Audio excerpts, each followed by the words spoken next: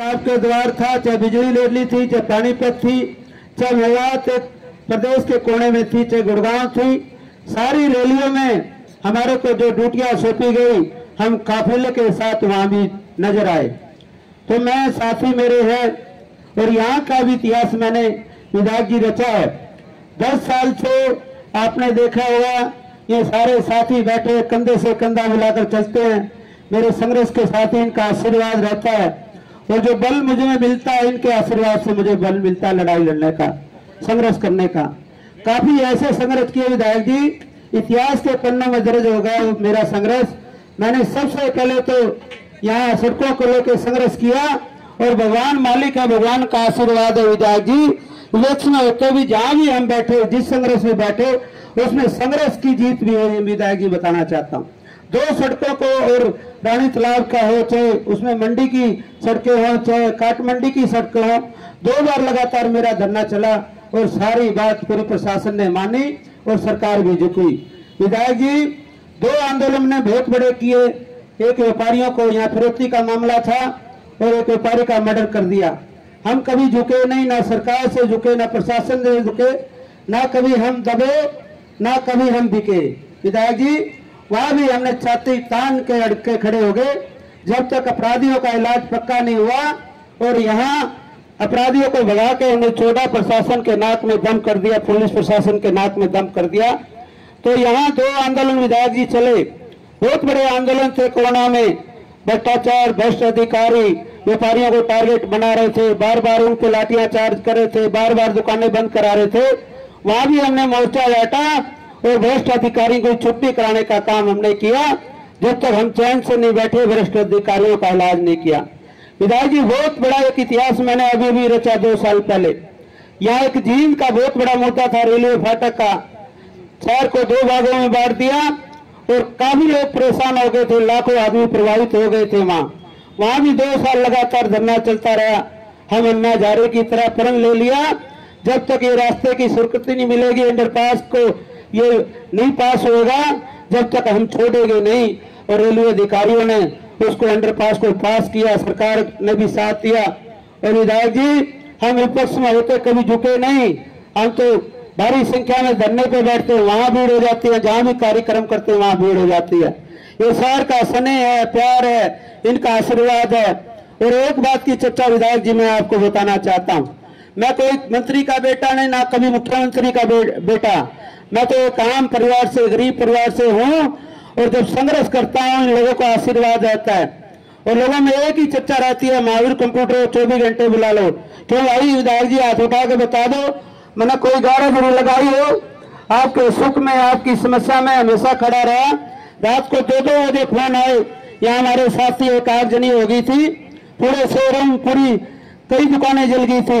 उन्होंने 11 बजे मेरे पास फोन किया, मैं तुरंत मौके पे पहुंचा, मैंने प्रशासन से बात की, डीसी से बात की। इतनी आगजनी थी विधायक जी, सारी मार्केट जल जाती, लेकिन मैंने डीसी साहब का सहयोग मिला, उन्होंने 25 दमकल भेज दी और वो आगजनी पूरी बस्ती जल सकती थी, लकड़ी मार्केट थी, मैंने उसको बचाने का काम किया। उसके बाद पूरे शहर की मीटिंग बुलाई और यहाँ चौधरी भूपेंद्र सिंह हुड्डा भी पहुंचे, जो विपक्ष से नेता है, मैंने बुलाया। मैं चौधरी भूपेंद्र सिंह हुड्डा का सच्चा सिपाही हूँ, क्योंकि चौधरी भूपेंद्र सिंह हुड्डा एक नेक इंसान है, छत्तीस बिरादरी के नेता हैं। जो 10 साल में चौधरी भूपेंद्र सिंह हुड्डा ने कार्य किए, चाहे बिजली क्षेत्र में किए, चाहे कृषि क्षेत्र में किए, चाहे व्यापार के क्षेत्र में किए, चाहे चिकित्सा के क्षेत्र में किए, अनेक कितनी उपलब्धि है, अगर गिनाने लग जाए तो कम से कम 5 दिन 10 दिन लग जाएंगे। आज चौधरी भूपेंद्र सिंह हुड्डा की तरफ पूरा हरियाणा प्रदेश पूरे वर्ग देख रहे हैं। चौधरी भूपेंद्र सिंह ने ऐसे ऐसे काम कराए हैं, बिजली क्षेत्र में कारखाने 5-5 कारखाने 10,000 मेगावाट बिजली उत्पादन के काम किए हैं। चौधरी भूपेंद्र सिंह हुड्डा ने रेलवे लाइन बिछाने का काम किया, जिसमें आपकी अहम भूमिका थी, जिनसे सोनीपत माननीय सांसद भूपेंद्र हुड्डा ने रेल लाइन बिछवाने का काम किया। चौधरी भूपेंद्र सिंह हुड्डा ने चाहे मेट्रो का जाल बिछाने की बात की, चाहे गुड़गांव हो, चाहे फरीदाबाद हो, चाहे बादरगढ़ हो, सारे ऐसे ऐतिहासिक कार्य किए। गरीबों के लिए 100 गज के प्लाट, यहाँ से एक यात्रा चली थी, मैं आपको विधायक जी आपको बता सारी बातों का। जब यहाँ किसान आंदोलन चला था, कंडेला कांड, चौधरी भूपेंद्र सिंह हुड्डा ने जींद से आगाज किया था। और मैं बताना चाहता हूं सारे साथी, ये राजनीतिक क्षेत्र है, राजनीतिक राजधानी है, बड़ी बड़ी रैलियां होती है। चौधरी देवीलाल ने भी बड़ी रैली की, बंसीलाल ने भी बड़ी रैली की, बदलाव हुआ, सत्ता में आए, लेकिन चौधरी भूपेंद्र सिंह हुड्डा ने बहुत बड़ी क्रांति यात्रा निकाली यहाँ रैली करके, और उस रैली से इतना बदलाव आया। चौधरी भूपेंद्र सिंह हुड्डा ने अपना धर्म निभाया। सबसे पहले यहाँ रंगीला यूनिवर्सिटी, जो स्वतंत्रता सेनानी है, जो आदरणीय हमारे रंगीला यूनिवर्सिटी के नाम से बहुत बड़ी यूनिवर्सिटी लगाने का काम किया, जिसमें हजारों भविष्य लड़कों का भविष्य उज्जवल हुआ। चौधरी भूपेंद्र सिंह हुड्डा ने 200 बेड का यहाँ हॉस्पिटल बनवाने का काम किया। चौधरी भूपेंद्र सिंह हुड्डा ने यहाँ स्टेडियम बनवाए, बड़े बड़े हॉस्पिटल बनवाए, लड़कियां कॉलेज बनाया, पूरे जींद शहर में जो मुख्य सड़क है उनका जाल बिछा दिया। तो बुजुर्गों और नौजवान साथियों, मैं कहना चाहता हूँ, चुनाव का माहौल है, 1 अक्टूबर को चुनाव है। आपने पता है बीजेपी की कारगुजारी को, बीजेपी ने 10 साल में कुछ नहीं किया, बल्कि प्रदेश के हित में मुख्यमंत्री काम गिना जाए, चाहे खट्टर साहब गिना जाए, चाहे नायब सैनी गिना जाए, बिजली क्षेत्र का कोई काम किया हो, कृषि क्षेत्र का काम किया हो, चिकित्सा क्षेत्र का कोई काम किया हो। आज तो विधायक जी बहुत बड़ी पीड़ा इसलिए भी है, आज कानून व्यवस्था इतनी खराब है, जंगल राज है, जन जन भयभीत है, भय का माहौल है, व्यापारियों पे सरेआम गोलियां चलाई जाती है, 50-50 रानू गोलियां चलाई जाती है। आज व्यापारी का ये भी पता नहीं अपने प्रतिष्ठान से चलेगा तो घर सुरक्षित पहुंचेगा, नहीं पहुंचेगा। आज पूरे भय का माहौल है।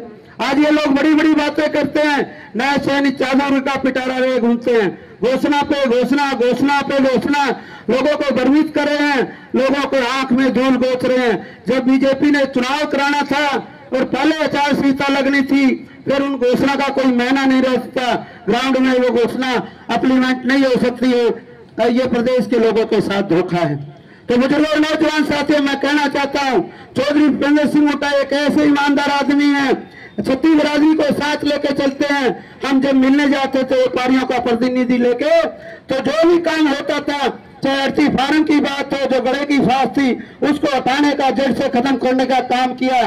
चौधरी भूपेंद्र सिंह हुड्डा ने डाइट प्रणाली में बहुत बड़े टैक्स थे, जो खाद्य सामग्री थी, रोजमर्रा की वस्तुएं थे, उसमें टैक्स हटाने का काम किया। और चौधरी भूपेंद्र सिंह हुड्डा ने पहले ऐसे काम करके दिखाया, अपराध जो चौटाला के शासन में अपराध बोलबाला था, उसको खत्म करने के लिए एक इशारा दिया था, बदमाशों या तो प्रदेश छोड़ दो या मुख्य धारा में आ जाओ, नहीं तो तुम्हारा पक्का इलाज करूंगा। और चौधरी भूपेंद्र सिंह हुड्डा ने करके दिखाया, तभी प्रदेश का विकास हुआ। चौधरी भूपेंद्र सिंह हुड्डा प्रदेश को नंबर 1 बनाया, चाहे रोजगार के मामले में हो, चाहे निवेश के मामले में हो, चाहे किसी भी क्षेत्र में काम करने के मामले में हो, प्रदेश नंबर 1 था। आज बड़े दुर्भाग्य की बात है, बड़े अफसोस की बात है, हरियाणा कितने पायदान पे चला गया, निचली लिस्ट में उसका हरियाणा का नाम है। चाहे कानून व्यवस्था की बात हो, ये युवाओं को भी बरकरार चाहते हैं। मैं विधायक जी आपको सारी बातों की